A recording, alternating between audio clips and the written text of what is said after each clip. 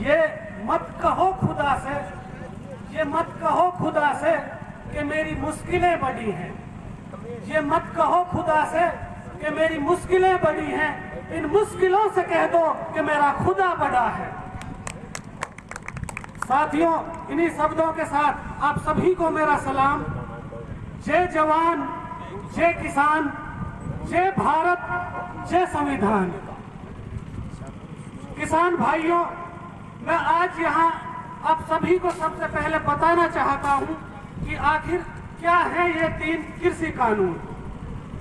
इसमें जो सबसे पहला कानून है वो है अनिवार्य वस्तु अधिनियम 1955 में संशोधन।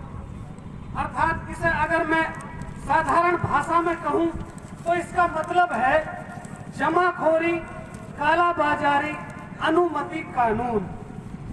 अब जो दूसरा कानून सरकार लेकर आई है वो है कॉन्ट्रैक्ट खेती का कानून, अर्थात बंधुआ किसान कानून।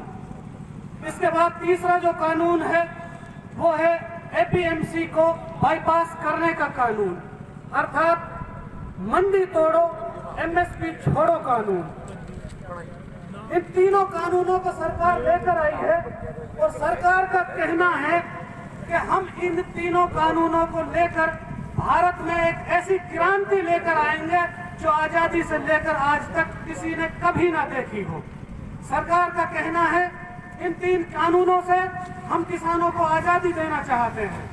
अब सवाल यह है कि आखिर सरकार हम किसानों को किस तरह की आजादी देना चाहती है। सरकार अगर हम किसानों को हमारे घर छीनकर, हमारे मकान छीनकर, हमारी जमीन छीनकर हमें आजादी देना चाहती है तो मैं आज इस मंच से कह देना चाहता हूं आप सभी किसान भाइयों की तरफ से कि भैया हमें ऐसी आजादी बिल्कुल नहीं चाहिए, नहीं चाहते हम ऐसी आजादी। अब सवाल यह है कि हम किसानों को इन 3 कानूनों पर मुख्य आपत्तियां क्या है, आखिर हम क्या चाहते हैं। हमें सबसे पहली जो आपत्ति है वो जमाखोरी और कालाबाजारी की एक बहुत बड़ी दिक्कत है। हम इस सरकार से कहना चाहते हैं कि जमाखोरी पर रोक लगाई जाए ताकि किसान की जो फसल है उसको सस्ते दामों में खरीदकर महंगे दामों में ना बेचा जाए।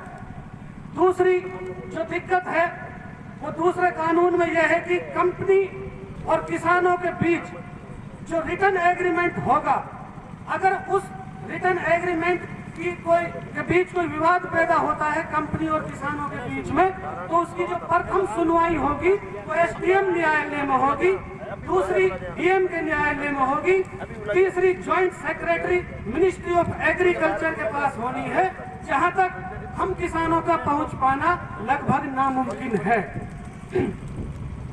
तीसरी और सबसे महत्वपूर्ण जो दिक्कत है वो है एमएसपी के कानून की। सरकार एमएसपी को लागू करे और किसानों की फसलों का दाम तय करे। सरकार को अगर प्राइवेट मंडियां बनानी है तो बनाए, शौक से बनाए, लेकिन भैया एमएसपी के दाम तो तय कर दो। इसके बाद आज इस मंच से बड़ी जिम्मेदारी के साथ में बात आज की मौजूदा सरकार से कह देना चाहता हूं कि इतिहास गवाह है, भारत का इतिहास गवाह है, किसानों को और किसानों के द्वारा चलाए गए आंदोलन को जब जब उस समय की मौजूदा सरकारों ने दबाने की कोशिश की है तब तब किसानों का वो आंदोलन 2 गुना ताकत के साथ उभरा है और ये भी उभरेगा। मैं आप सभी किसानों की तरफ से मौजूदा हुक्मरानों से कह देना चाहता हूं कि किसानों के दर्द को आपने क्यों नहीं समझा, किसानों के दर्द को आपने क्यों नहीं समझा। ये किसानों की जिद है जो समझौते नहीं करती। शहीदों की जमी है ये, शहीदों की जमी है ये जिसे हिंदुस्तान कहते हैं। ये बुज़दिल, ये बंजर होकर भी बुज़दिल कभी पैदा नहीं करती। मैं आज इस मंच से खड़ा होकर आप सभी को एक सच्चाई से रूबरू कराता हूं कि अंग्रेजों के समय में एक आंदोलन की शुरुआत हुई थी और उस आंदोलन की शुरुआत बंगाल की सरजमी से हुई थी। तब अंग्रेजों ने उस आंदोलन को दबाने के लिए कहा था, देश को गुमराह किया था कि ये सिर्फ बंगाल का आंदोलन है, ये सिर्फ बंगालियों का आंदोलन है, पूरे देश का आंदोलन नहीं है, इसलिए पूरा देश इस आंदोलन में शामिल ना हो। उसके बाद आप सभी ने देखा होगा सन 2020 में एनआरसी और सीएए के खिलाफ आंदोलन किया था, जिसकी शुरुआत, जिसकी रहनुमाई भारत के मुसलमानों ने की थी। तब मौजूदा सरकार ने कहा था, इसी मौजूदा सरकार ने कहा था कि आंदोलन सिर्फ मुसलमानों का आंदोलन है, पूरे देश का आंदोलन नहीं है। सरकार ने गुमराह करने की कोशिश की थी।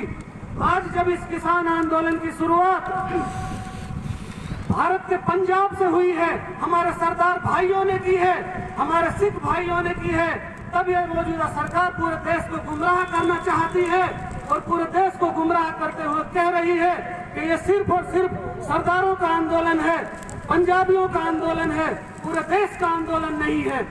जबकि ऐसा नहीं है।